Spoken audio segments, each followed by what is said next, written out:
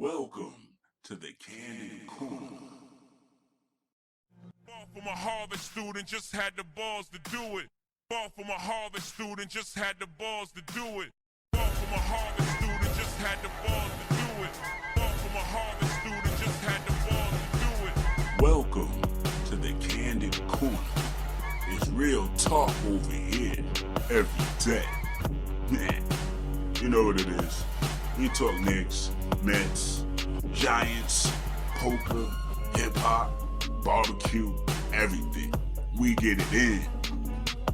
No agendas though. It's real talk. It's the Candid Corner, baby.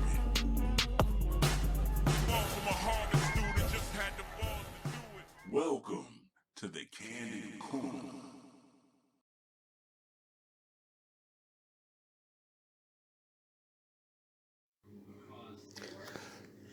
So the New York Post decides to take a detention center security guard and sexualize her identity and kind of make her into a pinup doll, so to speak, instead of posting on the actual detention center and the detainees and the conditions.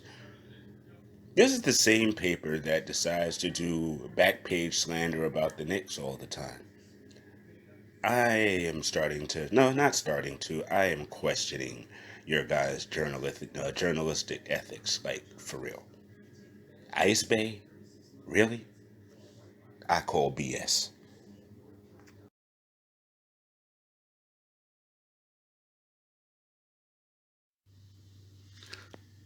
Rest in peace to Pernell Whitaker. Ball from a Harvard student, just had the balls to do it. Ball from a Harvard student, just had the balls to do it. 20 MCs, 20 episodes.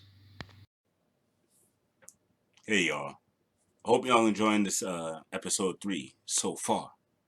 We're about to venture back into one of my most favorite parts of this show. It's where I get to talk about hip hop and 20 MCs, 20 episodes. This is the DOC. Y'all have no idea, bro. What?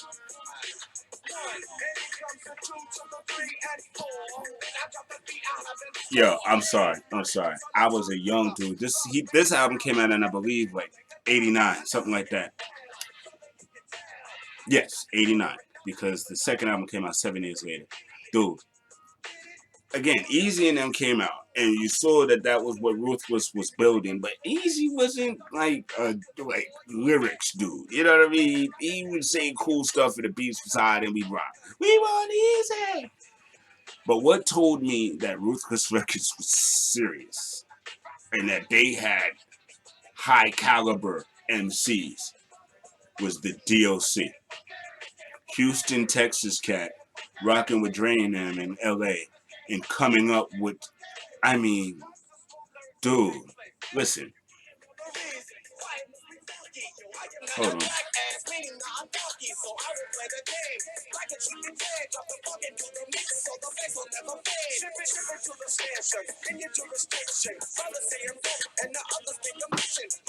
Yo, I'm sorry, yo. He said others say I'm dope, taking it to New York, and others say I'm bitching, taking it to LA, man. I mean, dude.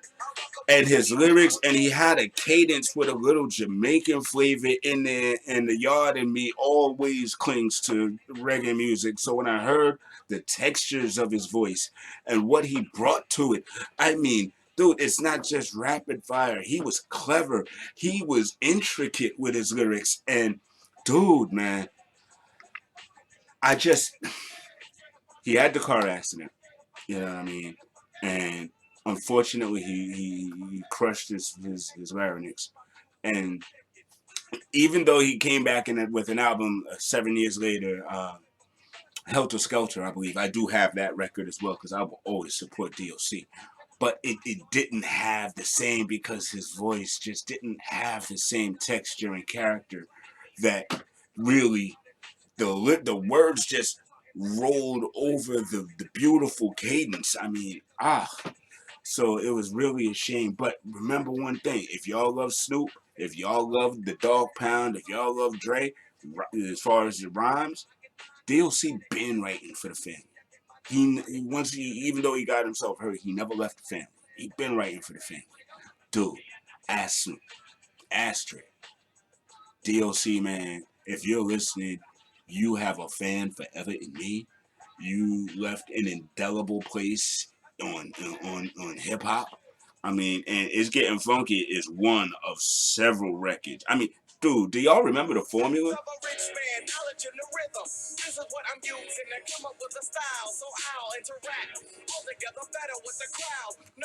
I don't think folk really understand. Dude, I'm telling you, y'all would have loved Snoop, but y'all would have looked at DOC like he was Kane, Rock Eminem. He had that gravitas, bro. DOC is by far one of LA's finest. And I thank y'all for listening to me give my passion about my hip hop and my favorite artists and the DOC. 20 MCs, 20 episodes. Coach Fa. Ah.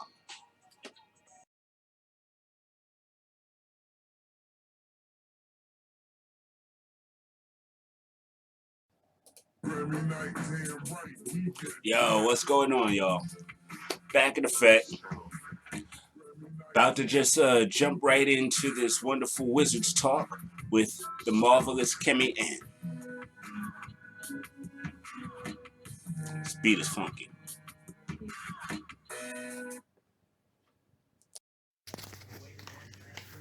Is John Wall the cornerstone of the Wizards? Unfortunately, I don't think he is. I think he's become more of a hindrance. And his contract, uh, being the worst, makes them um, kind of difficult to make moves. I'd like them to keep Bradley Beal, but I don't know. They've gotten some nice pieces, but I just feel like they're going to be that perennial, like first round team until maybe they move on from John Wall. You mean first round exit? Pretty much. But their hands are tied in a way. They gave that contract to John Wall, and who's going to take that on? It's horrible. So, What if he comes back from the Achilles like 100% in a weird way? Just comes back healed and fast and everything. I mean, I think it would be a miracle because he's also injury prone and has been, and he has a history. So, I mean, yeah, he may come back and have some, flashes of John Wall being John Wall, but I don't know. I'm skeptical. Ball from a Harvard student just had the balls to do it. Ball from a Harvard student just had the balls to do it. Welcome to the new movie story, Mike Tyson, Spider-Man. Come see it or I'll come find you and mess you up real good. Spider-Man. Can you expand on the pieces that you referred to?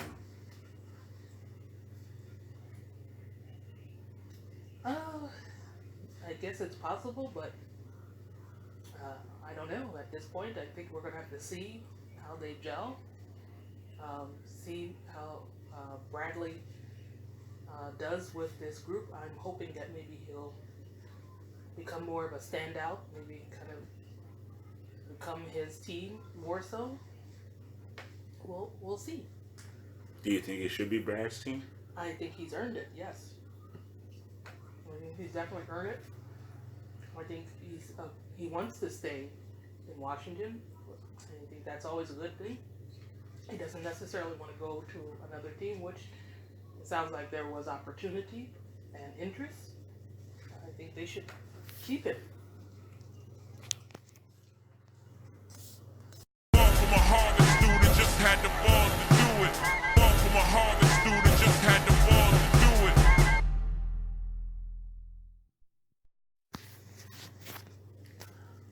I know you've been a fan of the Wizards for a long time, even when they were the Bullets. That is true. What do you feel about the Gilbert Arenas Big Three era with him, Antoine Jameson, Caron Butler? I actually think that was their closest time to winning a championship. Um, I think that was a really good team.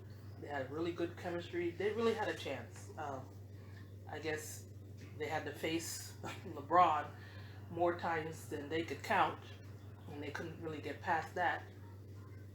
But they were a really good team, really strong, a lot of good players. I think that was probably the closest the Wizards in recent years probably got to maybe getting to championship level. It's almost like if you didn't have Michael Jordan during that time, if they didn't have to face LeBron in the first round every damn year, maybe they could have, you know, went far. You think they blew it up too soon? I think I think yes and no. I think the players, some of their actions didn't help at the time. I think, um, so I think a little bit of both. I think they jumped the gun, but I think some of the players kind of contributed to the demise. What do you think about Agent Zero in the Big Three now? Well, good for him. Um, we'll see how he meshes, but it's a good opportunity for him and other former players. So far, I mean, he's not really a standout, but he's on a new squad and a newly developed team. So we'll see how he does.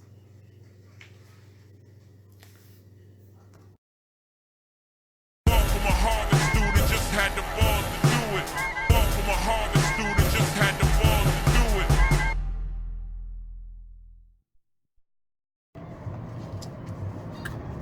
Yeah, I know I've been talking a lot of basketball and stuff like that, but that's kind of the season, guys. But don't worry, football is coming around, and I know the football season is coming up. I'm actually even doing a fantasy football team for the show, of course, the Candid Corner. So if you guys out there in Twitter universe are interested in being a part of this fun little journey, it's free, of course. Just inbox me, DM me at Fahim Insurance on Twitter, and let me know. Shoot me your email, and I will send you an invite. Now, our fantasy football style is a little different. We definitely use defensive players, and we have a flex quarterback position just to make things a little bit more wrinkly and fun. So let me know. Be on the lookout for the NFL stuff coming up really, really soon. I'm going to probably start with some training camp and some hard knock stuff, and then we'll get into, breaking down the teams in the season. And I hope my lips don't look too ashy because the sunlight is just on it. I might put a filter on. I don't know. We'll see. Uh, Let me know about the fantasy football. And again, thanks for the support. And I'll talk to you guys soon. Later.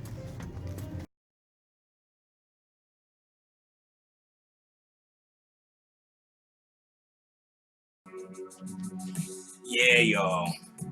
Welcome, welcome, welcome, welcome back. Yo, the coolest thing sometimes about shows like this and interactions on Twitter with followers and people you follow and great conversations is something that manifested out of that I call the Twitter question of the week. So, first episode, I asked everybody who were the top 5 most influential New York sports heroes. Man, y'all came through with a lot of great answers. So what I'm gonna do right now, just real quick for you, is lay down the top 10. Well, 10 through 6, then 5 through 1. Y'all ready? I'm ready. Y'all ready? Y'all ready? Y'all ready? All right. We all ready. Y'all ready? Okay. Everybody ready. Everybody ready. All right. So number 10, Amy Wambach. Most international goals for a female soccer player, period. She from Rochester. Derek Jeter, number 9, Yankee, all-time great.